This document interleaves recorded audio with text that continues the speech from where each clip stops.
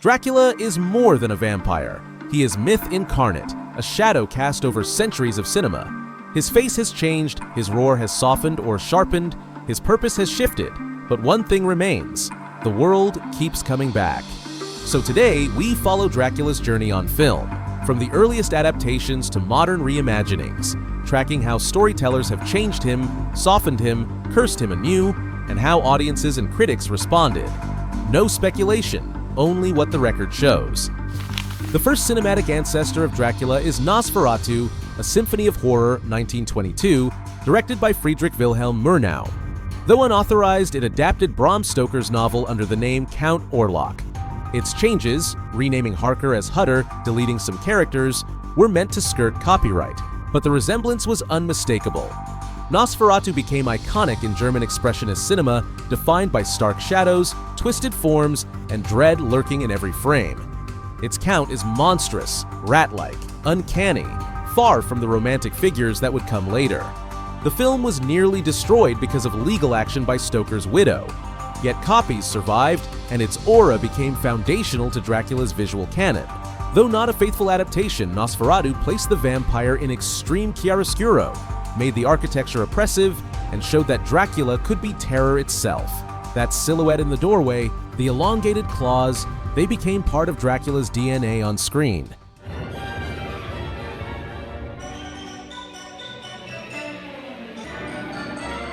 In 1931, Universal Pictures released Dracula starring Bela Lugosi. This version gave the Count his signature accent, his suave presence, and the formal costume, the high collar, the evening wear cloak, that would anchor many later adaptations. Lugosi's portrayal emphasized elegance, calm menace, and a hypnotic stare rather than physical horror. This adaptation carried a stage-like horror with theatrical sets and slow pacing, playing to the fears of the unknown rather than graphic shock. Critics and audiences received it as more eerie than terrifying. Its legacy is immense. Lugosi became Dracula for generations. His image would repeat, parody, and echo in pop culture. Even in later Dracula films, you see hints of that pose, that accent, that stillness. I am Dracula.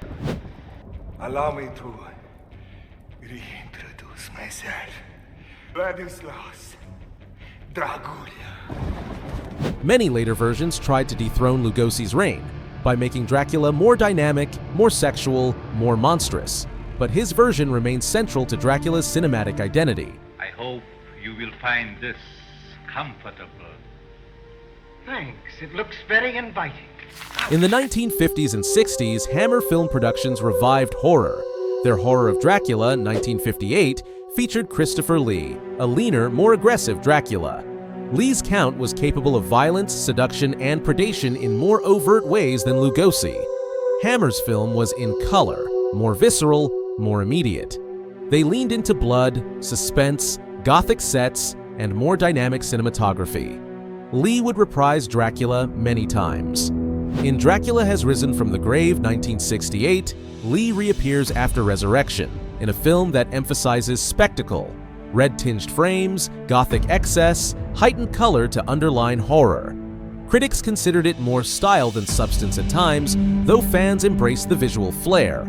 It became part of the Dracula tradition of being brought back, resurrected, and always returning. Through Lee and Hammer, Dracula became less a static noble and more a predator moving through more modern horror contexts: manipulation, resurrection, and direct conflict. Through the mid to late 20th century, Dracula films diversified. Some stayed close to the myth, others reimagined it. For example, Count Dracula, 1970, directed by Jesus Franco, starred Lee but was not a Hammer film. It claimed to be more faithful to aging Dracula into youth as he feeds, for instance. Reviews, however, tended to call it plotting and disjointed. Meanwhile, comedic riffs like Dracula Dead and Loving It, Mel Brooks' 1995, signaled how ingrained Dracula had become in culture. He could be mocked, exaggerated, inverted, and flipped. Each new version explored a different angle: tragic noble, monstrous predator, romantic legend, or absurd caricature. Each adaptation is layered onto the myth. Some kept the essential beats. Harker arrives in Transylvania, Dracula travels to England, Mina suffers, and Van Helsing hunts. But each generation recalibrated the Count for their fears. like Cold War paranoia, erotic liberation, tense alienation, or the spectacle of horror. Then came 1992, when Francis Ford Coppola dared to make an operatic Dracula. With Bram Stoker's Dracula, he fused romantic tragedy with gothic horror. He framed Dracula as a man wounded, passionate, and cursed. He introduced the idea of Mina as a reincarnation of Dracula's lost love. He gave the Count lines of poetry, emotional arcs, and a narrative weight beyond simple predation. That film was ambitious. Big budget, $40 million, but earned $215.9 million globally. It won Oscars for costume design, makeup, and sound editing. Audiences praised its immersive visuals, though critics were mixed. Some said it was overblown, some said it lacked bite. But many praised Gary Oldman's performance and the new visual vocabulary, retractable fangs, vampires dissolving into mist, and steampunk touches. Importantly, the story gave more screen time to Mina and Van Helsing, but still preserved Dracula's pain and romance. It solidified Dracula as a tragic, mythic figure who could carry love and doom simultaneously. After 1992, Dracula films became more varied. Dracula 2000, Van Helsing, Dracula Untold, and Dracula in film and TV shows show how the myth stretches. Dracula Untold 2014 tried to give Dracula an origin, turning him into a reluctant hero, blending action and horror. The film received mixed reviews, visuals praised, and the story being criticized as muddled. In television shows like Dracula 2002, Dracula 2020, and Castlevania, animated adaptations of the Dracula mythos explore more psychological, moral, and human elements. The diversity includes Renfield 2023, a comedic spin, Vampire Chronicles, and alternate universe reinterpretations. Each version picks elements: romance, horror, action, myth, internal struggle, and external violence. And now we reach Dracula, A Love Tale 2025. Directed by Luc Besson, this film recenters Dracula's internal suffering. It begins in 15th century Romania, where Vlad's grief transforms him, then moves pieces of the story into Victorian contexts. The film reportedly includes sequences in Belle Epoque Paris. Filming took place partly in Finland for wintry landscapes. Critics speak of its visually ambitious style, lyrical, slow motion, and poetic, but also criticize cliches and the depiction of female characters. Some praise it as a haunting romantic epic. Others call it over-stylized, emotionally distant. Its modern identity is polarizing a Dracula who is less a predator and more a wounded myth. Over decades, critical sensibilities have shifted. Early films, Dracula 1931, were praised for their spookiness and stagecraft. Lugosi's performance defined the template. In the Hammer era, visual flair and theatrical violence were embraced, but narrative depth was often secondary. With Dracula 1992, many critics applauded the ambition, the visuals, and Oldman's layered performance.